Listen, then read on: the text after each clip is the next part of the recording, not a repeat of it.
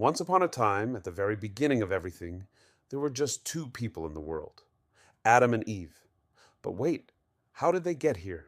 How did they become the very first people in existence? To find out, we have to go way, way, way back in time, or maybe just 6 days earlier. Let's find out together. A long, long time ago, before anything existed, no animals, no trees, no stars as the sky, the world was dark and empty. But then something amazing happened. God decided to create the world. He made everything in just 6 days, step by step. On the first day, God said, "Let there be light." And guess what? There was light. It was like someone flipping a giant light switch. The darkness disappeared, and the world was bright and warm.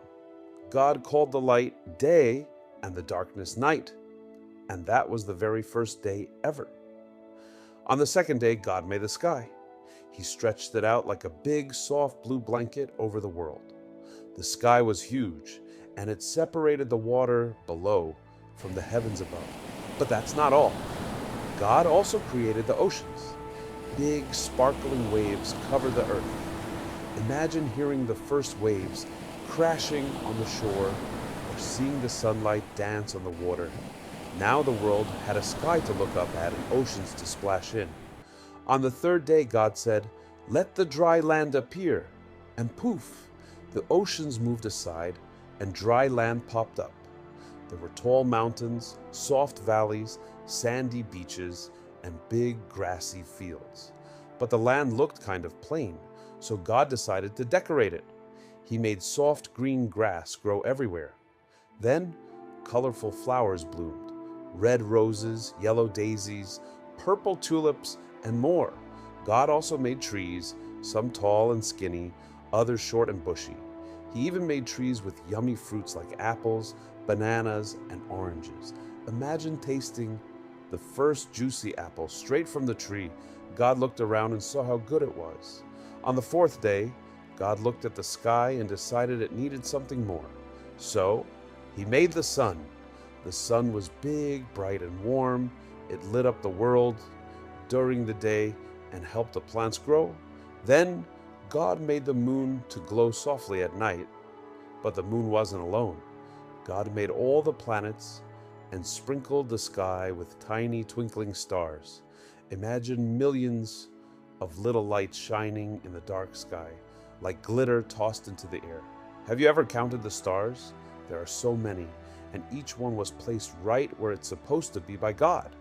On the fifth day, God filled the oceans and skies with fish. The oceans came alive with fish of every shape, size, and color. Some were tiny, goldfish, while others were huge, like whales. Dolphins jumped out of the water, flipping and splashing, and crabs scuttled across the sand. Then God filled the sky with birds.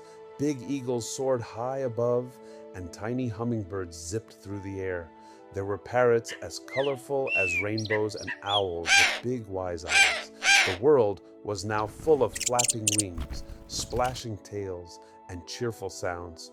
On the sixth day, God made all the animals to live on the land. Imagine a world filled with roaring lions, tigers, stomping elephants, and galloping horses. There were playful monkeys swinging from trees and sleepy sloths hanging upside down. But there were also cute little animals, like bunnies hopping around, kittens chasing butterflies, and wiggly worms digging in the dirt. Every animal, big and small, was special. But God had one more plan, something very, very special. He wanted someone to take care of this amazing world. So, He made the very first person, Adam. God made Adam from the ground, shaping him carefully, like an artist making a sculpture. Then He breathed life into Adam's nose, and Adam opened his eyes for the very first time. Adam wasn't like the animals. He was tall, strong, and very handsome, like a 20-year-old man, even though he was just created. Adam was also super smart. He knew all the secrets of the world, like why the stars twinkle and how the rivers flow. But Adam had an even cooler gift. He could talk to the animals. Adam spent his time exploring the beautiful world and naming all the animals. "You'll be a giraffe," he said to a tall, long-necked creature. "And you'll be a turtle," he told a slow-moving friend. Adam had so much fun chatting with the animals. Adam looked around and saw how all the animals had a mate, but he was lonely. God didn't want Adam to feel lonely, so he decided to make someone special just for him. So, God made Adam fall into a deep sleep.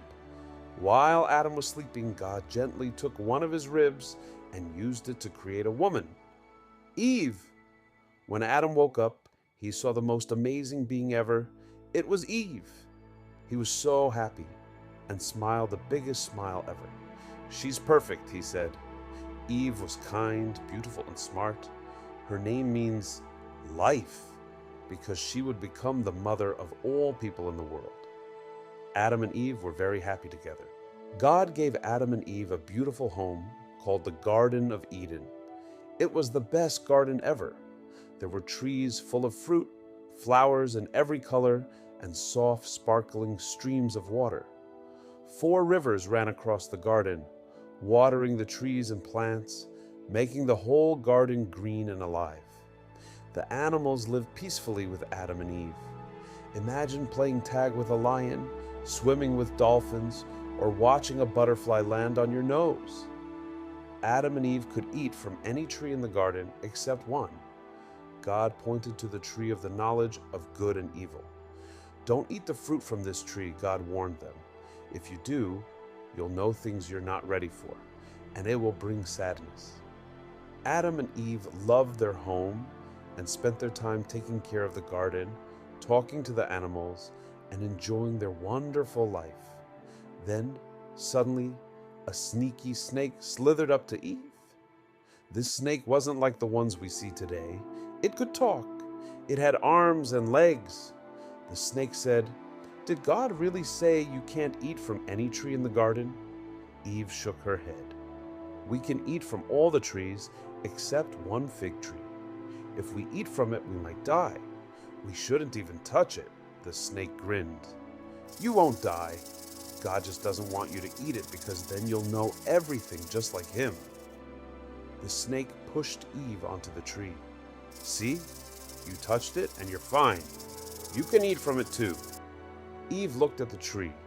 The fruit was shiny and looked so yummy. She hesitated, but then she picked a piece and took a bite.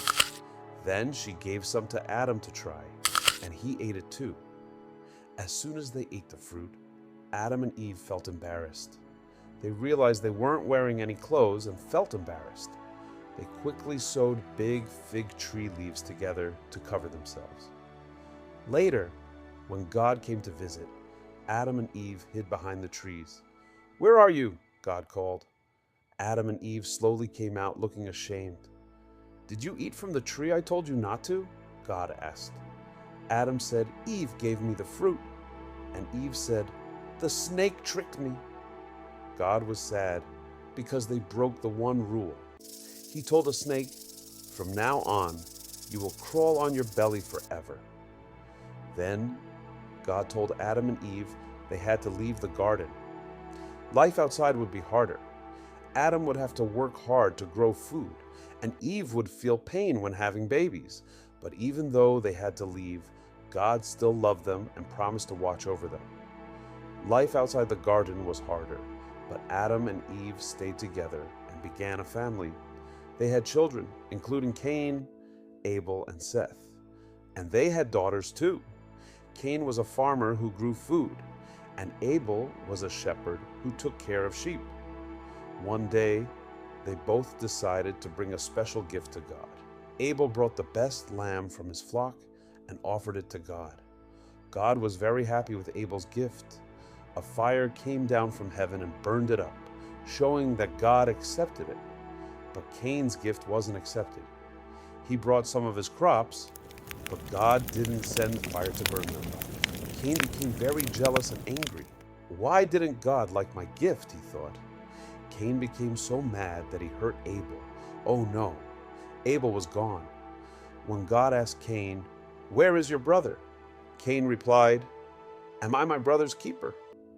God was very sad and told Cain that because of what he did, he would have to wander the earth for the rest of his life. Cain couldn't stay in one place anymore. After that, Adam and Eve had more children, including Seth, who helped carry on God's plan for the world. Adam and Eve lived very long lives. People in those days lived until a few hundred years old.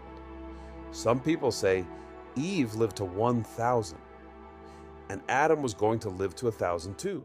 But once Adam found out that there was a little baby that wasn't going to live, so he gave 70 years of his life to save a baby who later became King David, a great leader of Israel. Adam lived until 930 years old. Even though life was harder now, Adam and Eve never gave up. They learned from their mistakes and always tried to make better choices. Their story teaches us that even when we make mistakes, we can always try again and do better. It also reminds us to love and care for each other, just like God loved Adam and Eve. Thank you so much for joining us on this journey through the story of Adam and Eve. If you enjoyed this video, don't forget to like, subscribe, and hit that notification bell so you never miss our next story. We'd love to hear from you. Whose story would you like to hear next? Let us know in the comments below. We're always excited to explore new ideas from you. And don't forget to share this video with friends and family who love learning new things. See you next time.